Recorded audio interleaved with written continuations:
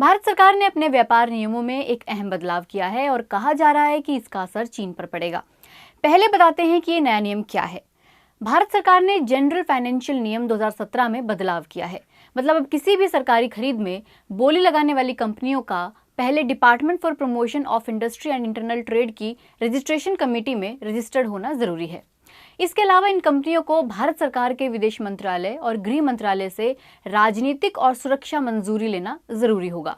केंद्र सरकार ने सभी राज्य सरकारों को निर्देश दिए हैं कि वो भी अपनी सभी सरकारी खरीद में इस नियम को लागू करें। इस नियम के तहत वित्त मंत्रालय ने कुछ छूट भी दी है। कोविड-19 महामारी के कारण कोविड से जुड़े सामान की खरीद को लेकर 31 दिसंबर तक छूट दी गई है। ये किन पर लागू होगा? ये उन देशों पर लागू होगा जो देश भारत के साथ सीमा साझा करते हैं और सरकारी खरीद में हिस्सा लेते हैं। वैसे तो इसमें चीन को लेकर कोई बात नहीं कही गई है, पर भारत अपने तमाम पड़ोसी देशों में सबसे ज्यादा व्यापार चीन के साथ करता है। 2019-20 में भारत ने चीन से करीब 65 अरब डॉलर का आयात किया है, जबकि चीन भारत से सिर्फ 16 अरब डॉलर का आयात करता है। इसमें सरकारी खरीद कितनी है, इसके अलग से आंकड़े उपलब्ध नहीं हैं। ये आंकड़े भारत के विदेश व्यापार महानिदेशालय ने जारी किए हैं। यानी हम चीन से ज्यादा सामान आयात करते हैं और उसके मुकाबले चीन हमसे बहुत ही कम चीजें खरीदता है। पिछले 4-5 सालों में ये आंकड़े कमोबेश ऐसे ही रहे हैं। तो क्या भारत के इस कदम से चीन की अर्थव्यवस्था को चोट पहुंचेगी?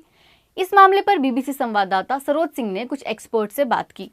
ऑब्जर्वर रिसर्च फाउंडेशन में वाइस प्रेसिडेंट गौतम चीकरमाने ने बीबीसी को बताया कि ये कदम भारत ने अपनी सुरक्षा के लिहाज से उठाया है।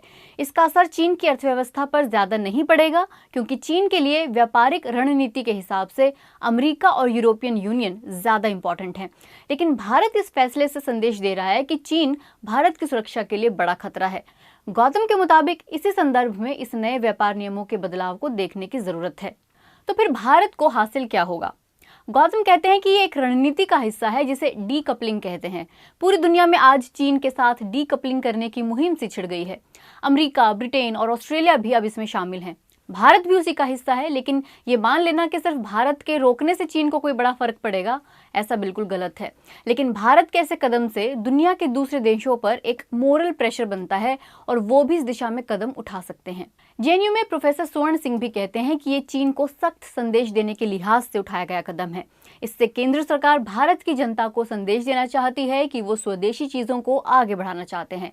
वो कहते हैं कि पिछले दिनों गलवान घाटी में भारत चीन सीमा पर दोनों देशों के बीच जो तनाव देखने को मिला, उसके बाद भारत ने एक के बाद एक ऐसे कई कदम उठाए। इसके अलावा भारत विश्व के बाकी देशों को एक संदेश भी भेज रहा है कि अमेरिका, ब्रिटेन, ऑस्ट्रेलिया जो चीन के साथ कर रहे हैं, भारत भी उसमें उनके साथ है। ये भारत की नई विदेश नीति का हिस्सा है, लेकिन वे इसे प्रतिबंध नहीं मानते। उनकी नज़र में ये खरीद प्रक्रिया को और मुश्किल बनाने की तरफ एक कदम है। इसमें चीनी कंपनियों को सरकारी खरीद में बोली लगाने के लिए अब और ज्यादा दस्तावेज जमा करवाने पड़ेंगे। अप्रैल में भी भारत सरकार ने देश में होने वाले प्रत्यक्ष विदेशी निवेश यानी एफडीआई के नियमों को अपनी सीमा से जुड़े देशों के लिए सख्त कर दिया था। एफडीआई के नए नियम के तहत किसी भी भारतीय कंपनी में हिस्सा लेने से पहले सरकारी अनुमति लेना जरूरी है। उस समय भी दलील सामने आई कि इस फैसले की प्रमुख वजहों में से एक थी चीन के central bank People's Bank of China ने भारत के सबसे बड़े निजी बैंक एचडीएफसी के 1 करोड़ 75 लाख शेयरों को खरीद लिया था। इससे पहले तक चीन भारतीय कंपनियों में बेधड़क निवेश करता रहा है। तो व्यापार नियमों में बदलाव का असर भारत पर क्या पड़ेगा? Foreign trade expert Vijay Kumar गाबा कहते हैं कि ये फैसला केवल सरकारी खरीद पर ही लागू होता है। इस बारे में आंकड़े साफ नहीं हैं कि भारत चीन के बीच हो रहे व्यापार में सरकारी खरीद का हिस्सा कितना है। लेकिन सरकारी कामकाज में चीन के सीसीटीवी से लेकर रेलवे परियोजना, हाईवे, न्यूक्लियर प्लांट, टेक्सटाइल, दवाइयां जैसे कई सामान का इस्तेमाल होता है। विजय कुमार कहते हैं कि सरकारी फैसले का असर सरकार की बिजली कंपनियों, road, highway project, metro coach, telecom और एग्रीकल्चरल सेक्टर पर पड़ सकता है। सस्ती दवाइयों के लिए कच्चा माल भी चीन से ही आता है। वो कहते हैं कि कुछ चीज़ों के दाम आने वाले दिनों में बढ़ सकते हैं और कुछ चीज़ों के लिए सप्लाई चेन बदलनी पड़ सकती है। इस सब में थोड़ी मुश्किल तो होगी। जाहिर है भारत की जनता को भी इसके लिए तैयार रहने की ज़रूरत है।